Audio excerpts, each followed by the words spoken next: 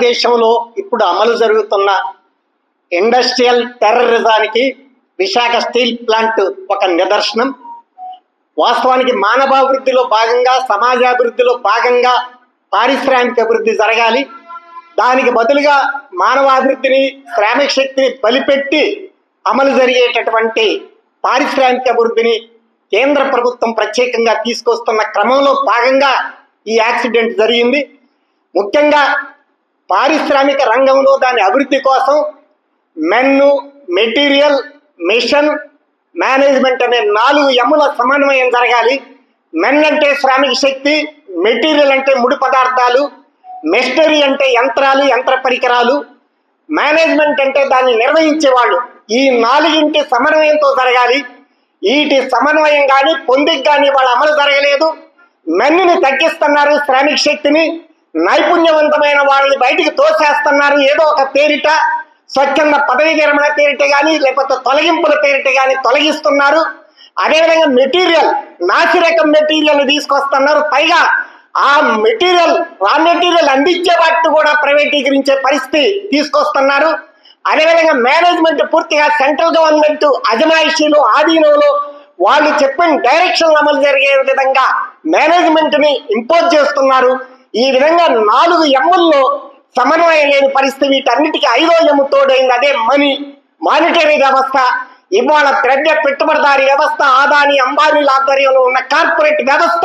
పైగా వాళ్ళ నాన్న చంద్రబాబు నాయుడు 2006లో విజయనగరం వచ్చిన సందర్భంగా లాకౌట్లకు వ్యతిరేకంగా 6 కార్మిక సంఘాలు కలిసినప్పుడు ఈ లాకౌట్లను ఎత్తివేయడానికి బదులు ఈ లాకౌట్లకి మీ కార్మిక సంఘాలే కారణం, వీటిని నిషేధిస్తామని చెప్తే రాష్ట్ర వ్యాప్తంగా ఉమ్మడి రాష్ట్రంలో ఒక నిరసన దినం కూడా పాటించాం.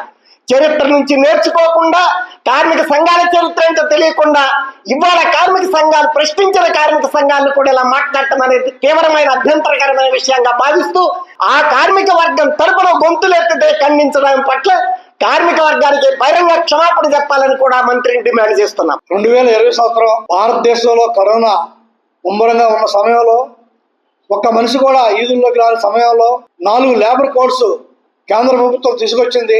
1936 నుంచి భారతదేశ కార్మిక వర్గం పోరాడి సాధించుకున్న హక్కులు ఏవైతున్నాయో, కార్మిక సంఘాలు పెట్టే హక్కులు, పరిభద్రత హక్కులు, అనేక హక్కుల్ని సాధించుకున్నారు.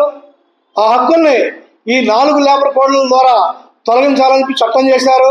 కార్మిక పారిశ్రామిక ప్రాంతాల్లో మనం సేఫ్టీ మెజర్స్ అమలు చేస్తాం, ప్రమాదాలు జరగకుండా 0 ప్రమాదాలు కల్పిస్తామని చెప్పి ప్రకటించారు.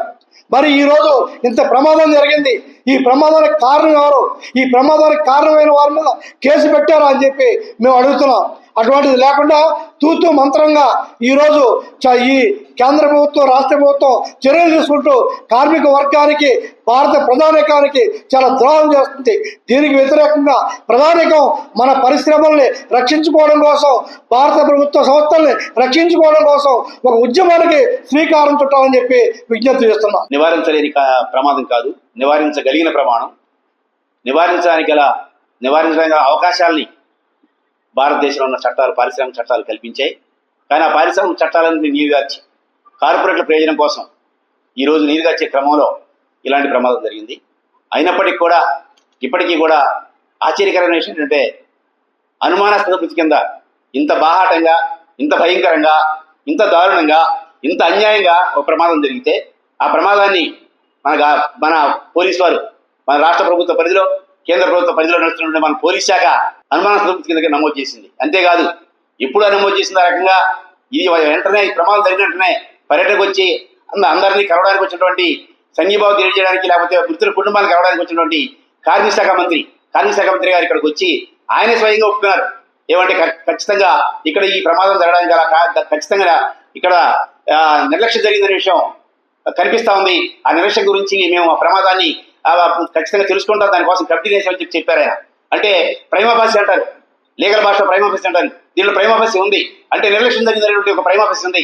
ఆ నిర్లక్ష్యం జరిగినప్పుడు ఆ నిర్లక్ష్యం కారణంగా మరణించిన పరిస్థితి వస్తే దాని మీద ఖచ్చితంగా పాత ఐపీసీ ప్రకారం కానీ, ఇప్పుడు కొత్త బిఎన్ఎస్ ప్రకారం కానీ ఏమేమి చట్టాలు, ఏమేమి సెక్షన్స్ కింద కేసులు నమోదయ్యారో చేయాలో స్పష్టంగా పేర్కొనబడి ఉంది. బిఎన్ఎస్ 105, 308, 287, 120B సెక్షన్ల కింద కేసులు నమోదు చేయాలని చట్టం చెప్తా ఉంది. ఎందుకు ఇక్కడ ఉన్నటువంటి పోలీస్ శాఖ ఆ రకంగా నమోదు చేయదు? హోంశాఖ మంత్రి గారు కూడా పర్యటన చేశారు.